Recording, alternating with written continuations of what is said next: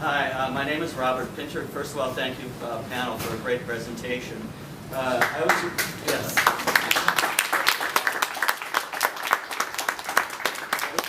I was wondering if the recent Supreme Court decision, Citizens United, has had an impact on any New York State and local elections, specifically any races, and if so, could anyone kind of enlighten us with how that has affected any of the races? I think that we'll start to see that more. It had an impact. Citizens United allows unions, corporations to spend unlimited dollars as long as they are independent of a candidate and a candidate's campaign. And if there are controls put up, that's easily done, as a matter of fact. And I think we've increasingly seen that in congressional races. I think we will see that in the citywide elections in 2013. And the Campaign Finance Board is just issuing regulations so that the city can monitor those independent expenditures. I'd like to point out, from my perspective of having spent time in Los Angeles and then coming to New York, the first thing that struck me about city elections here is that independent expenditures were not the force that they were in Los Angeles. And I agree with Jerry. I think that's going to change because of Citizens United. I think that's true. Just one distinction is that, you know, they're at the city level, at the state level, there really never were any limits on independent expenditures that were analogous to the federal restrictions that were overturned by Citizens United. I think what happened after Citizens United is everybody looked up. It was kind of a shift in the culture of campaign finance. You know, all these actors that were kind of sitting it out, you know, looked up and said, oh wow, you mean I can just spend money out of my corporate treasury, you know, in campaigns? That's great. You know, so I think in 2009, even before the decision, we started to see a little bit of an uptick in some of these independent, some of the independent spending in city elections, you know, through the Independence Party and a couple of other entities. I agree that I think it'll continue to get to rise. I mean, that's part of the reason why it was on the ballot last November as part of the charter revision to require disclosure of independent spending in city elections, which, as Jerry alluded to, you know, we're just in the process of finishing up regulations to do that. Now, hi, I was a little bit late, so Eric, I can't see you even with big black glasses. I can't see your last name or your group. So first, could you identify that? And secondly, I have a question, I guess for all panel members, but I am somebody who loves easy customer service, and I have found myself that Act Blue was pretty easy for me to, like, I see all my candidates are lined up there, and I can just shoot that off whenever I want.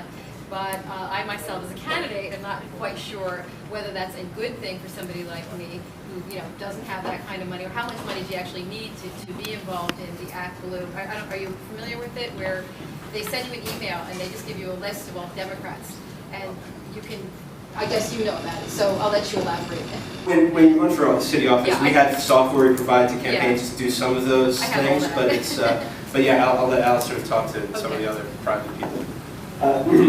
Yeah, I think she used Act Blue a lot. You can't use it on a city level. They don't have the resources or capability to do that yet. But you can use it on the federal level, and they just, I think in the past couple of years, started on the state level. Act Blue is great. It's sort of a social networking, fundraising forum where you can go and register as a candidate. It's a process, so don't go and think that I'm going to sign up today and be able to send out an email tomorrow with an Act Blue address. It takes a little bit just because the paperwork and verify everything. It's a cost per donation. It's not a cost overall. They take it out of the check and they send you a check every week. It's a very nice process. You can go and read more about it on the website. But the risk in doing Act Blue, there's a benefit and a risk. The risk is if it then becomes very apparent how much money you've raised online. And people tend to donate more to somebody who's popular. It's just like, I want to go to a party that a lot of people are going to, not one that nobody's going to. So if you're not able to raise a decent amount of money, make a respectable showing on Act Blue, you're not going to get any momentum and get any more donations out of it. The benefit, though, is if you can, it is a very easy resource for other people to do that. And individuals can actually make their own thing. So if I have 5 candidates running throughout the state that I happen to like, I can make up my own page with those 5 candidates. If you donate on that, it goes as a percentage to each one. It's very easy to make event things. It's a good resource. Act Blue is great. Well, if you elect to use Act Blue, does it have any political ideological connotations? No, well, Act Blue is for Democrats, so yes. My name is John Wilson, and I'm a candidate for State Assembly. And my question relates to Mr. Pinter's question, which is how is the relationship, how is independence between donating organization and candidate defined? For the contribution or the Well, we just expenditure? spoke for some length here about Mr. Pinter's question about this this new law, this Supreme Court decision, and you actually accented the word independence Right. from donating organization and candidate. How is, for the law, independence defined? The question relates to how do you define whether an expenditure by a union, by a corporation, what have you, is independent from a candidate or candidate's committee? And the real answer, the short real answer is it's not really that clear. So you start with the language of the statute. And the statute in New York is similar to the statute in the federal statute, which is if it tends to foster support for, if you're fostering or supporting or engaging with the candidate, then with the candidate or the candidate's campaign, then it's not independent. If you look at the statute and you look at the way it's interpreted, you realize pretty quickly that there's no bright line. So in a way, you really have to make a judgment. And you look at the facts of the situation. A regulator will look at the facts of the situation, just as a campaign or a union will look at the facts of the situation. If it looks like it's not independent, it's probably not independent. Well, isn't that really your point of view? Yes, it I mean, if you're is. a candidate and you got a big donation, you're independent. The problem here is that there is a subjective element here in terms of whether or not an expenditure of a little amount or a lot is really independent from a candidate or not. I'll give you an example. If you have a union that is supporting a candidate and they wear the same colors on their shirts as the candidate's t-shirts colors are, and they have some of their people very involved in the campaign's activity, and the color and the photos and the wording on their literature is very similar to the candidates, it ain't independent.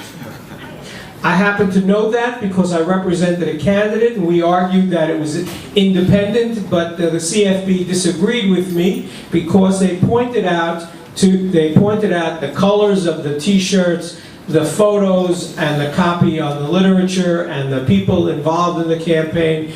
So on a local level, you have a pretty good sense if you have built a wall between what you're doing and what somebody is doing on your behalf.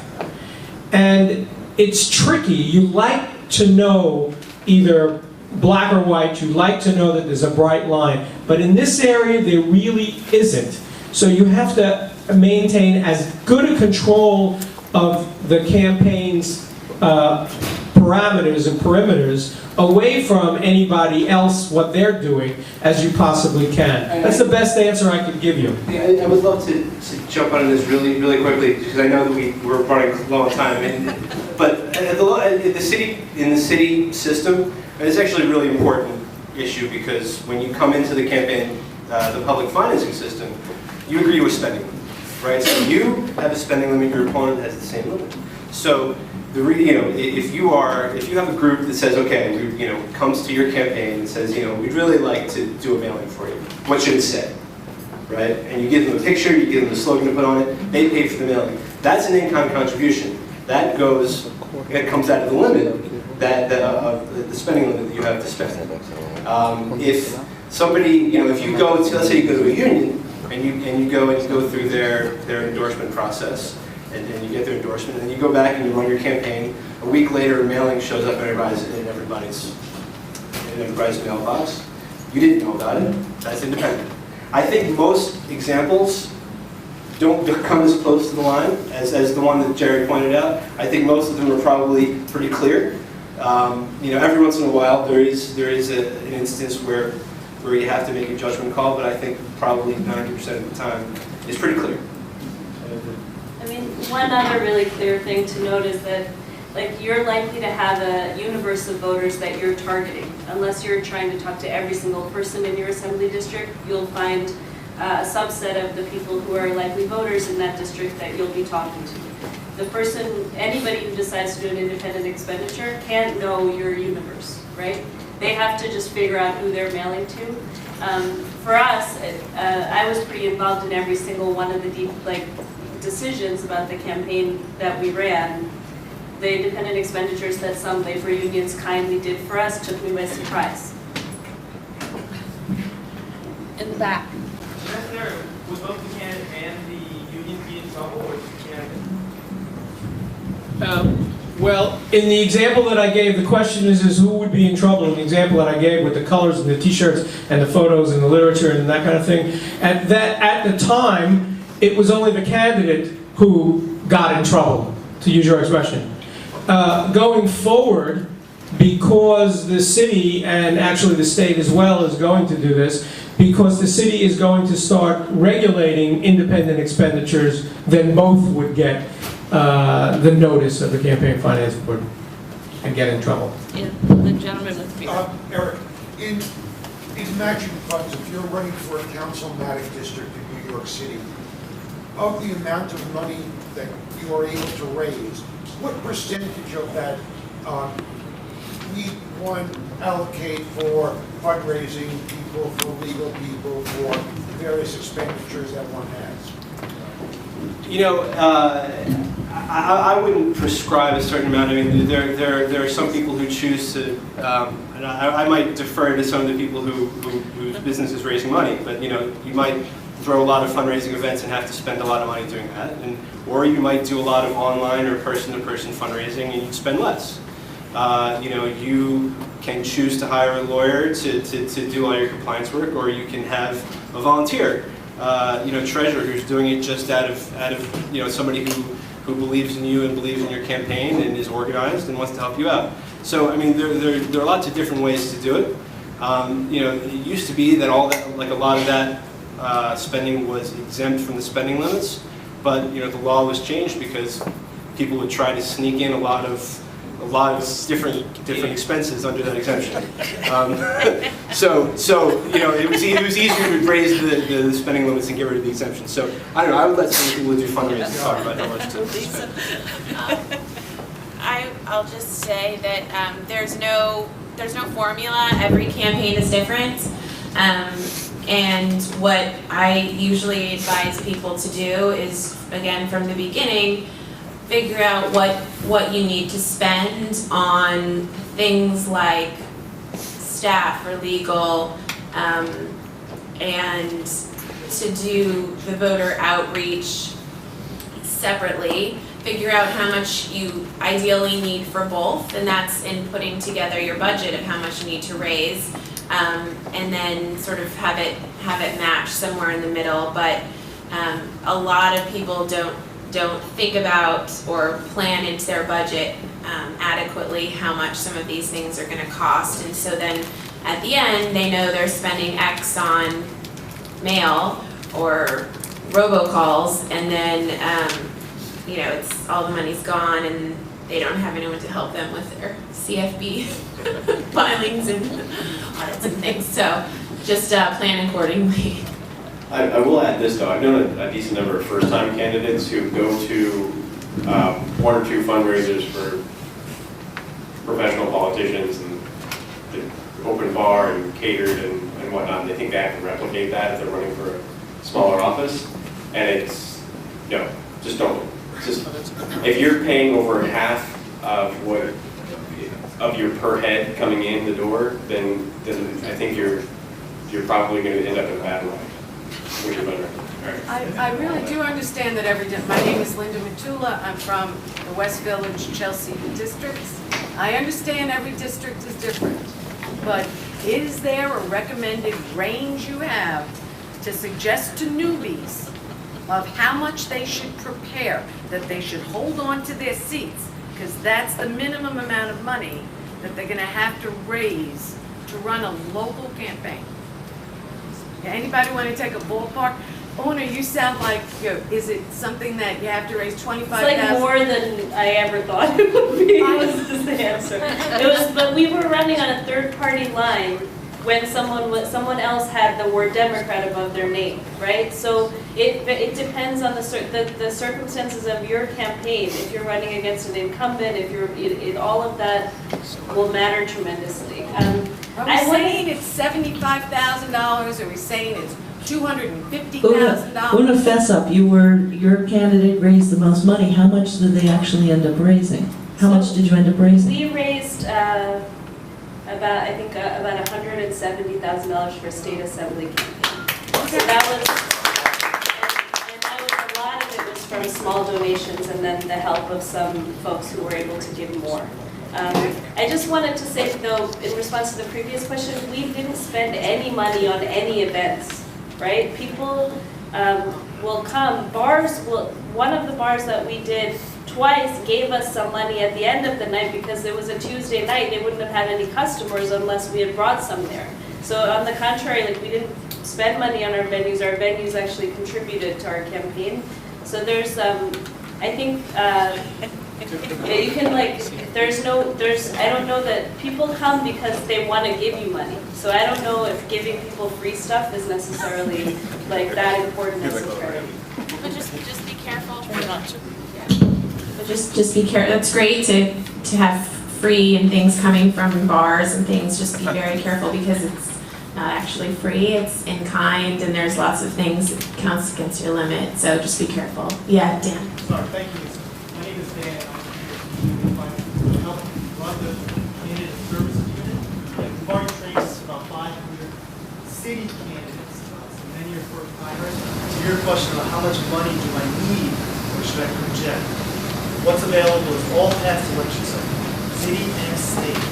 Figure out which candidates ran, who won, then go to the city, search the database, the state office, with the state board of elections. You can see how much in total did they raise, did they spend for the 4-year cycle that was passed, and then figure out how much do I have to spend or raise private and public finance. I would just to follow that up, I mean, in terms of just strict numbers, right? So the spending limit for a city council race is just about $170,000, sort of equivalent. Now, the maximum public funds payment in a city council race is just over $90,000. So a little more than half comes from the public funds if you raise enough small contributions to take advantage of the matching program. Okay, I think we're out of time, and I would like to apologize because it seems the bios are up here. People were taking you've got them. Okay. People were taking them. Okay, so thank you to the panel for being very receptive, very kind.